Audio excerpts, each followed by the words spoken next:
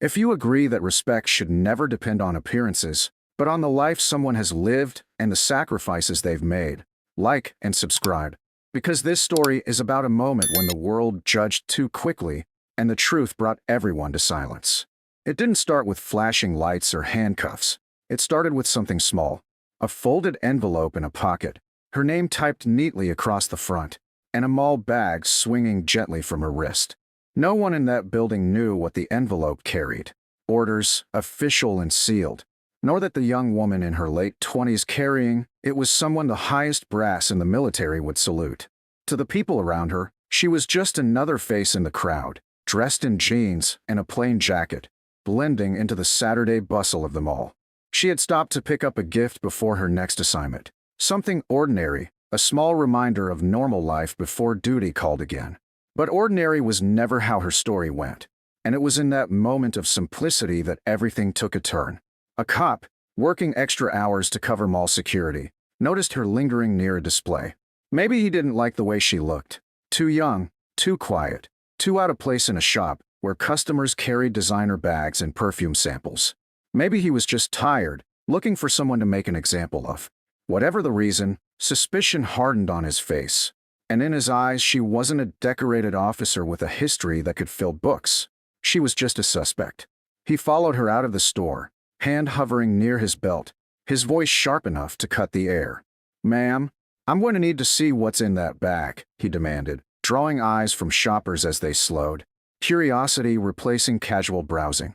She turned, calm, steady, her expression unreadable, and for a brief second it was as if she weighed whether to argue or comply. Then, without fuss, she held out the small shopping bag. Inside, a neatly wrapped gift box, receipt taped to the top. The cop didn't back down. He wanted ID. Proof. Something more than her quiet explanation. "I've done nothing wrong," she told him, her voice firm but low, carrying a tone that could silence a room if one was listening closely. But he wasn't. He smirked, muttering something about "people like you," and reached for her wrist as if he were about to cuff her. Gasps rippled through the crowd. To them, it looked like a woman caught red-handed. To her, it was something else entirely. A test of patience, one she'd been trained to pass in far worse circumstances. She didn't resist. She didn't raise her voice. Instead, she repeated the same line, with a steel edge this time. "Officer, you're making a mistake." That sentence hung in the air, ignored by the man gripping her arm.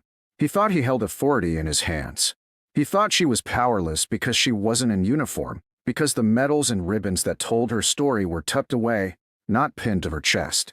And as he guided her toward the nearest exit, his grip tightening, the whispers of bystanders grew louder. People fished out phones, some recording, others shaking their heads in quiet agreement with the officer. To them, it was simple: another shoplifter caught. Another person who didn't belong where she stood. And yet, if they had looked closer, if they had seen the letter in her pocket, the kind of letter stamped with the weight of government seals and military insignia, they might have realized she was the furthest thing from ordinary. But that's the cruelty of judgment. It blinds before it sees. She walked calmly, her steps measured, her gaze fixed ahead, as if she knew this was only the beginning of something bigger. Because soon, very soon, the walls of that mall would echo with the sound of polished shoes striking tile, with voices sharp and commanding, with the undeniable weight of respect given only to those who had earned it. And when that moment came, the officer who thought he was leading a suspect out of a store would discover he had, in fact, tried to arrest someone who outranked even his imagination. This was just the first page of the story, the calm before the salute that would bring the entire mall to a standstill. The cop's grip tightened, his hand clamped on her wrist like he'd already won something, steering her through the bright marble corridors of the mall, as though she were some petty thief caught red-handed. Shoppers slowed their steps, drawn by the spectacle, some with the kind of smirks people wear when they think they're watching justice play out in real time, others with their phones raised discreetly to record what they assumed would be a clean takedown. She didn't resist. She didn't fight. Her eyes stayed forward, her chin lifted with that unshakable poise that doesn't come from arrogance, but from training. Years of standing tall under the heaviest weight, years of being asked to do the impossible and doing it anyway. Still, The sting of the moment cut sharper than most would ever know, not because of the cop's suspicion, but because of how quickly the crowd accepted it. To them, she was no one special. Just another young woman in jeans and a plain jacket, and now apparently a suspect, reduced to whispers and judgment. They couldn't see the truth hidden in her pocket, the sealed orders stamped with insignia, the kind of envelope that carried a weight even this officer couldn't comprehend. The cop muttered threats under his breath, talking about fines and charges, trying to puff himself up in front of the crowd. He thought he had her pinned down, thought the silence in her eyes meant defeat. What he didn't realize was that the silence was patience. She had weathered sandstorms in desert outposts, nights where the line between life and death was as thin as a heartbeat. She had commanded men twice his age, made calls that shifted the tide of missions whose details would never make the evening news. Compared to that, his grip was nothing more than a nuisance. Yet she let him walk her forward, because she knew something was coming. And it came suddenly, echoing across the tiled floors before anyone could place the sound. Footsteps. Not hurried, not casual, but deliberate, synchronized, sharp enough to slice through the chatter of the mall like a blade through silk. Heads began to turn, conversations stilled, and then they saw them. A group of men and women in immaculate uniforms entering through the glass doors of the atrium. Their decorations gleamed under the fluorescent lights, and the authority in their presence shifted the air itself. Civilians stepped aside without knowing why, sensing the discipline and weight carried in each stride. At the front walked a silver-haired general, his eyes locked ahead, scanning the space until they settled on the officer gripping the young woman. His expression changed instantly, tightening from neutral vigilance into something much harder. The crowd felt it too, though they didn't understand. The officer's hand faltered slightly, confusion flashing across his face, but he kept his hold, mumbling, "Don't worry, I've got this one," as if he were speaking to fellow law enforcement. The general stopped a few feet away. For a heartbeat, there was silence, thick and expectant, the kind that makes even bystanders hold their breath. Then, without hesitation, the general snapped to attention. His right hand rose in a flawless salute, the sound of his boots clicking together echoing across the space. His voice followed, loud, unwavering, carrying across the atrium with the weight of authority that silenced even the background music. "Ma'am, your orders await." Gasps tore through the crowd like a wave. The colonels, majors, and captains behind him instantly followed suit, their arms rising in perfect unison, each one saluting her. Not the man holding her, not the store, but her. The officer's jaw dropped.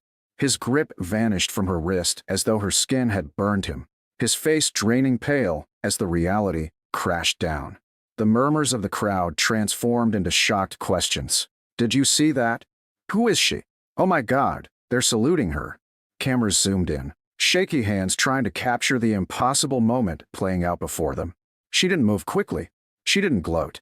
With calm precision, she turned toward the brass, her expression composed, and returned the salute with a steady hand before speaking just one word. "At ease." Obediently, the general and his officers lowered their hands, their spines still straight, their gazes fixed on her with the kind of reverence that couldn't be faked. The cop stumbled back, his mouth opening to form an apology, but no sound came. He didn't need correction. The scene itself had delivered the lesson with crushing clarity. She ignored him entirely, her focus instead on the general now standing before her. Reaching into her jacket, she pulled out the envelope, the sealed orders, and handed it to him. He accepted it with both hands, his head bowed in respect.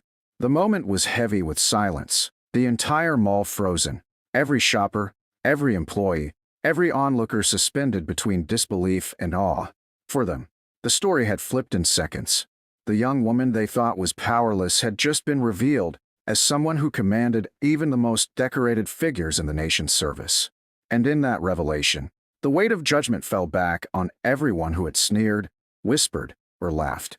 They now understood that they hadn't just witnessed a mistaken arrest. They had witnessed the unmasking of a truth so far above their assumptions that it humbled them into stillness.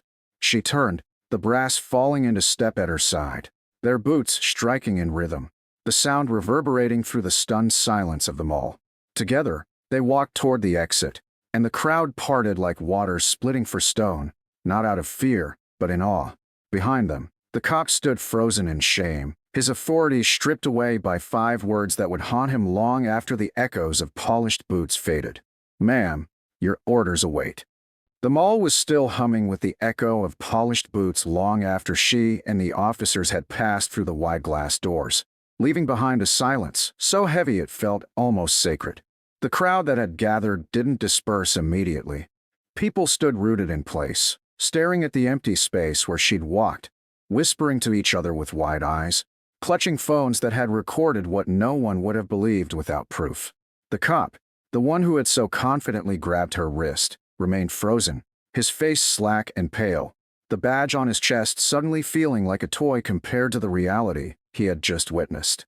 He had thought himself the highest authority in that moment, the enforcer of justice, and now he knew he had tried to drag into custody someone whose signature alone could change his career, someone saluted by generals who carried the weight of entire divisions. His apology stuck in his throat, unspoken, because no words could repair the arrogance of what he had done. But she didn't look back. That was never her way. She had no interest in humiliating him or proving a point. Her lesson had already been delivered in silence, in the salutes that had spoken louder than any lecture ever could. As she stepped outside into the sunlight, the brass fanned around her like a shield, though she didn't need one. She held her head high, her stride calm, carrying the aura of someone who belonged not to the ordinary world of storefronts and mall chatter, but to something larger, something most people would never understand. The general walked beside her, his voice low but filled with pride as he said, "The operation begins at 0600, ma'am. Transportation is ready." She gave a single nod, acknowledging his words, her gaze steady as she slipped the envelope back into her jacket. For her, this moment was already gone. Her mind had shifted to duty, to the weight of orders and responsibility that stretched far beyond the small humiliation she'd endured minutes earlier. But for the people inside the mall, for the strangers holding phones and the cops still trembling near the entrance, it would never be forgotten. They would tell the story for years. How a woman who looked like just another face in the crowd was revealed to be someone untouchable, someone greater than they could have imagined, and how their casual judgments had shattered in an instant. One young girl in the crowd, clutching her mother's hand, whispered, "Mom, who was she?" And though the mother had no answer, her silence carried something different now, something that understood respect, even without knowing the details. The story would ripple through the town by evening, spreading like wildfire on social media, the video clips captioned with disbelief and awe. They tried to arrest her, then the generals saluted. It wasn't just a spectacle, it was a reminder that true service doesn't need to announce itself, that real authority can walk quietly among us in plain clothes, unnoticed until the moment it demands recognition.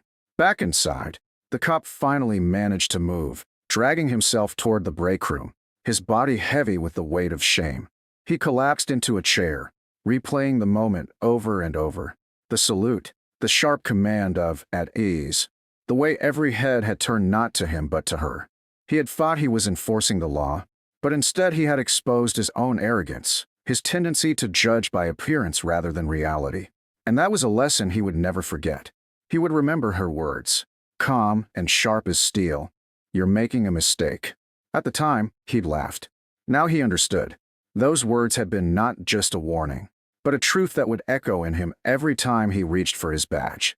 As the brass led her toward the waiting convoy, the last rays of sun glinting off their polished metals, she glanced once more at the world behind her. Not at the cop, not at the crowd, but at the ordinary lives continuing in that mall, unaware of how much people like her sacrificed to keep them safe. She didn't need recognition. She didn't need applause. The salute had been enough. And as she climbed into the vehicle, doors shutting with finality, the mall behind her buzzed with an energy it had never known before. People walked slower, spoke softer, carrying with them the memory of a day when they had seen something extraordinary in the most ordinary place. And in that silence, one truth settled heavy in every heart that had witnessed it. Respect is not about uniforms or appearances or assumptions. It is about the unseen sacrifices carried quietly by those who never asked for it, but always deserve it.